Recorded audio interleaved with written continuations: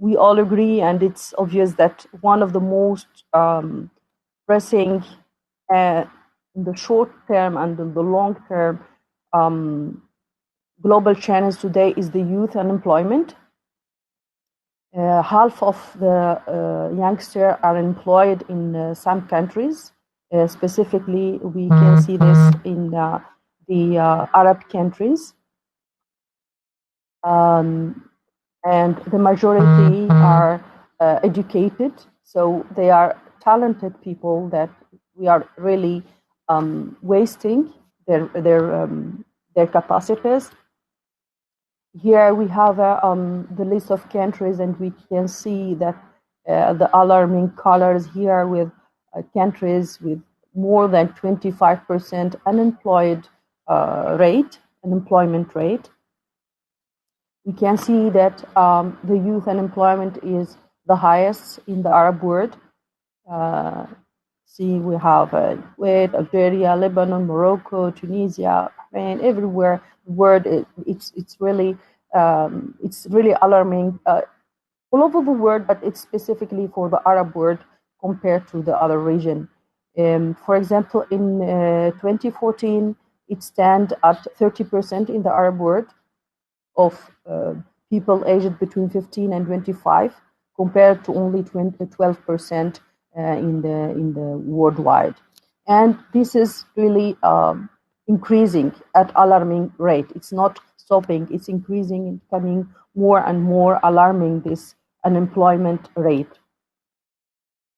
We can see that in the Mina region specifically, it is 30%, and it is reaching more and more. It's increasing more and more during the year. Even though there is substantial difference in political, social, economic condition across MENA countries, youth unemployment is a challenge across the region, and we can feel it in all sectors. It's not only in one sector, in all sectors. This motivates our undertaking of a regional overview that highlight shared trend and feature, while also considering country-level variety. Indeed, in all MENA countries, which available data, youth employment rate are higher than the world average, which is now reaching 13%. You can see we have Palestine, which is more than 40%, is 43%. Saudi Arabia is 42%, Jordan is 36%, Tunisia is about 36% as well, and it's still quite high. The only country is Qatar, which is below the world percentage. The youth unemployment in MENA region also has a generated dimension. While we see that young women have achieved remarkable gains in educational attainment over the past 5 decades, these have not been translated into comparable increase in labor force participation. So still the women are more affected by the unemployment. So the graduated youth unemployment consequences. What are the consequences of this unemployment? The rise of political unrest and antisocial behavior in the world has been recently attributed to youth unemployment. And we all heard about this Arab Spring, how it started. During the course of 2011, it becomes a key factor in fueling protests around the world, the globe. Within 12 months, we have 4 regimes in Tunisia, Egypt, Libya, and Yemen in the Arab world fell in the wake of the protests led by young people. Why? Because they are unemployed, they are educated, they have all skills, but they don't find the proper job. They don't have their way to start their career. Unemployed youth has been called a lost generation, and this is true, not only because of the productivity lost, but also because of the long-term direct and indirect impact of the employment. Unemployment has been said to affect earning for about 20 years because they aren't able to build up skills or experience during the first year in the workforce. Unemployed youth see a decrease in the lifetime earning when compared to those who had steady work or those who were unemployed as an adult. So widespread youth unemployment also lead to socially excluded generation at great risk for poverty. Today, out of 7 billion people in the world, half are 24 years old or younger men, and 1.2 billion are between the age of 10 and 19. Connecting with this age group require understanding how to engage and what motivates them. And I was so happy because Roberto, he already introduced it little bit these ideas. Research shows that the youngest generation in the workforce is looking for careers that allow them to earn, grow, and make a difference in the world. They have the energy, as said at the beginning, and they need only a push. They need us to guide them to find their proper way. It isn't hard to see how some of them find their way to win science, like some example given by Roberto, even when they start out in different fields. There is different field and there is different opportunity based on what you want to do. And this is very important to know what you want to do. As Roberto said, when you know what you want to do, you really can do a lot of things. Of course, you need some guidance to know your way. When taking into consideration the need to foster competitiveness through innovation and creativity, recent studies have advocated for entrepreneurship as a viable solution to youth. And this was explained by Roberto. With the right structure and facilitated administrative process, young people could create enterprises as means to find and create new jobs. So they will have their job and create new job as well. Studies showed that big companies no longer represent the main source of employment. And there is a necessity to prepare young people for an entrepreneurship culture, how we can be the leader, how we can lead, have our own job, and create jobs as well. This alternative is often regarded as a way to empower young people to take their future into their hands. This is really important. When they feel that their future is in their hand, they are well guided, they can achieve a lot. It means investing in teaching them the leadership and management skills they need to become innovator and entrepreneur. These skills also include communication, teamwork, decision-making, organizational skill, and self-confidence. Here I want just to mention PHI and thank them a lot. It's my second year with attending with them PHI. They are really doing great effort in this field, and they are putting the youth together with the decision maker, with the scientist, with the entrepreneur, with people, and this will really help the youth to be guided and to find their way. It's really important to have such events where you introduce the youth to the leaders, to the entrepreneur, to the CEOs, to the decision maker people. It's a very, very good opportunity, and I hope that the youth, they will really benefit and use it in the right way, benefit from it in the right way. So a number of studies have shown that young people are not sufficiently advised on work-related opportunities, necessary skills, and career pathway. And again, it's how to guide them the right way. Before they leave education, it appears critical that they have access to this information to be better prepared for what to expect and what is expected of them.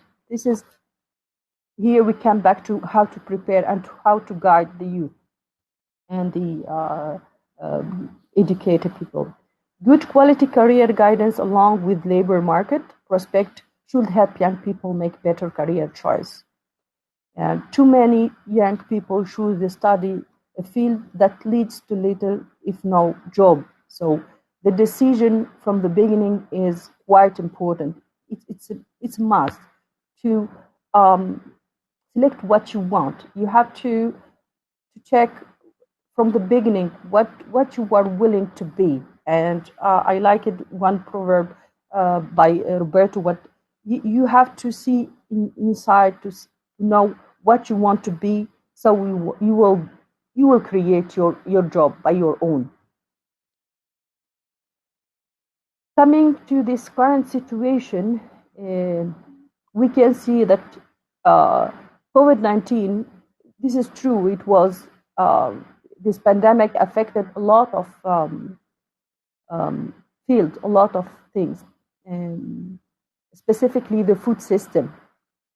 This is negative, but on the other hand, we can see that it had positive impact in increasing awareness about the importance of many sectors. One of them is the agriculture. It was obvious that more effort are required to support the agriculture.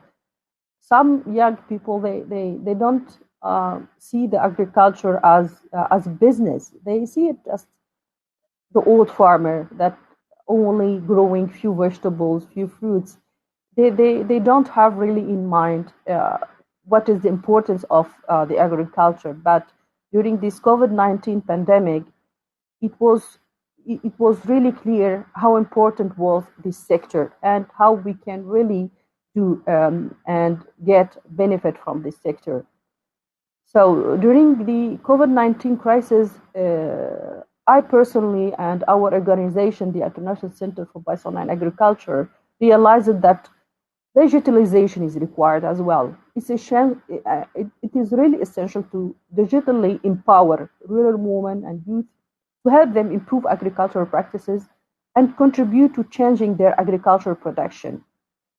And the most important point is to attract youth to the agricultural sector is a key factor. We need really youth to be aware of the importance of this sector because they can really get very good income, sustainable income with this agriculture, with small agriculture business or big, whatever it is. So, giving the importance of the youth, in its resolution 5420 in 1999, the General Assembly of the United Nations endorsed the recommendation made by the World Conference of Ministers responsible for youth in Lisbon, that 12 August is declared as the International Youth Day. And the theme of this International Youth Day this year, 2020, is youth engagement for global action. How to engage the youth to have action globally in all sectors. And it seeks to highlight the way in which the engagement of youth people at the local, national, and the global level is enriching national and multilateral institutions and processes, as well as draw lesson on how their representation and engagement in formal institutional politics can be significantly enhanced. Since I always come back to my background, I do work on youth empowerment, women empowerment, any kind of human empowerment. As a scientist and researcher and agronomist working at a research center, I believe on youth and the necessity of empowering them and guiding them to be global actor. They have to be global actor. At ICBA, we try, ICBA is the International Center for Biosaline Agriculture, we try to provide opportunities for the youth as postdocs opportunities, internship, youth empowering, awareness events, capacity building, any kind of activities, any kind of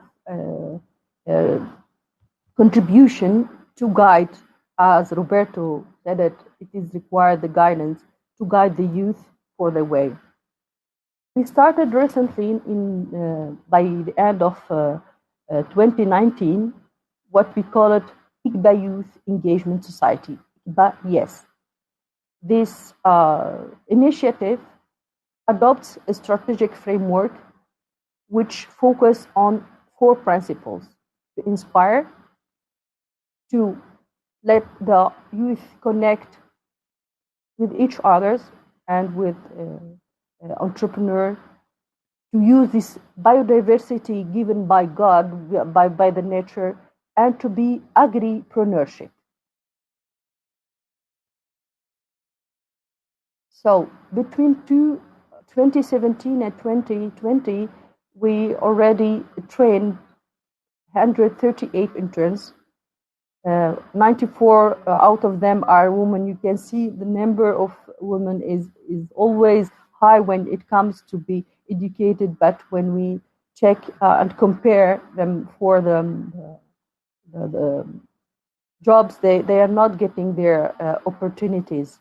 They are from different countries, they are from different universities. They can spend from 1 to 6 months at our facilities. They can learn how to use digitization, how to use technology, and how to really profit from the knowledge that we have. We had another program that we achieved successfully in 2019. It's the Arab Women Leader in Agriculture, where we focused on the women scientists to empower them so they can reflect all this on their student, on their country.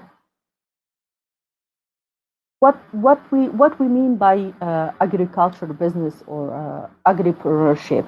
So there is several business ideas that can be achieved easily. I mean, there is picture from different countries. You can have growing poultry farming. You can have fish farming. For example, this picture is from Jordan. I really love this. Is farmers, young farmers.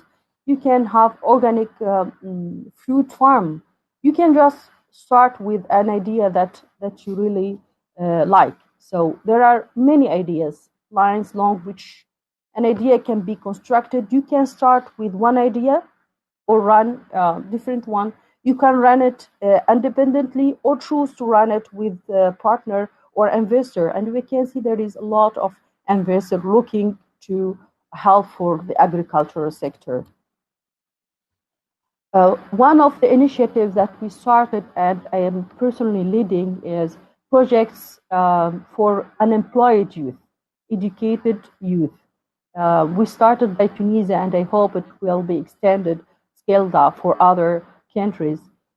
The idea is to help them create agricultural startup and increase their incomes. We started with region where it is this touristic area, and the rural the farmer are not really considered as good income. So we try to give this incentive that they can achieve a lot. It's not only tourism; they can get really sustainable income from agricultural startups. Here I'm giving one example, 2 examples, in fact, one lady and young man. At the left, we have Safia. She's a young enthusiastic economist.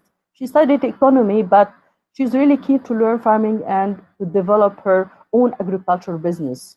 And she's already started action, and she wants to have her own agripreneurs and to involve more youth and women with her.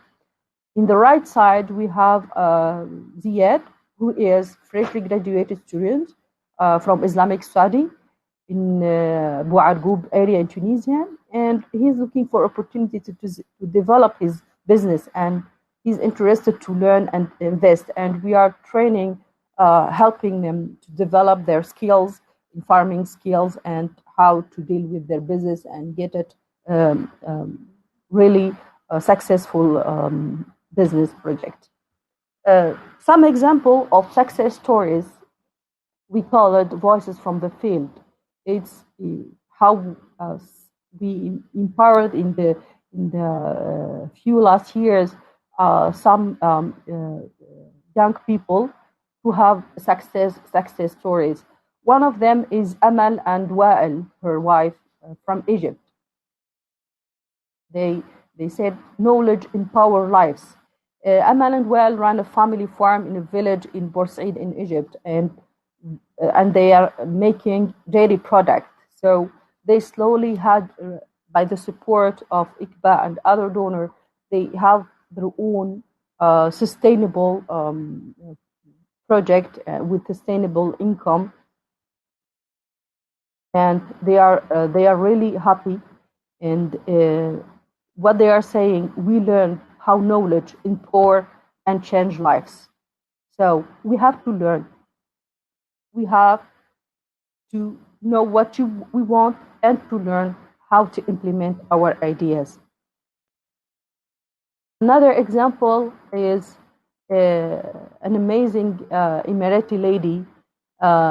She has her PhD degree, but she wanted to be a farmer by choice. So having a small farm in Al Khatam, an area in Abu Dhabi, she wanted to start her own business as a farmer. Amina, she has a really success story.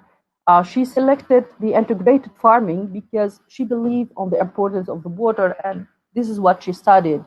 So she believed that each farming component integrates with the other, thus it will reduce the waste and the cost. So she's thinking about saving the environment as well. What she's saying, I had to educate myself, then my staff. So she has been educated, she has been trained, she has been supported, and she's training staff now, and she's having a really successful project and business running. Another example, maybe you will see that he's not young. No, Abdurrahman. Why I put his case here? Because Abdurrahman started at the age of 10. When I had discussion with him, he started at the age of 10 his entrepreneurship. He started with a small project. Then he had his farm, and he developed it slowly to have a very successful, what he called it, integrated farm called Swing Fish Farm. And now he's passing the mission to his kids, that they are 10 years old. So he is passing to the youth. He started as a very young entrepreneur, and he's passing to the younger entrepreneur. This is again his story, and what I like in his verb is he said, "My brain is my capital." So please consider that your brains are your capital. You can do a lot when you look inside and you find out what really you want to do. Another example from Jordan, Mr. Abu Arif, and he started at young age, and I love this picture. He's trying to bring always his son to his farm, and he wants really his son to be aware of the importance of the agriculture, and that an agriculture business can be really giving sustainable income.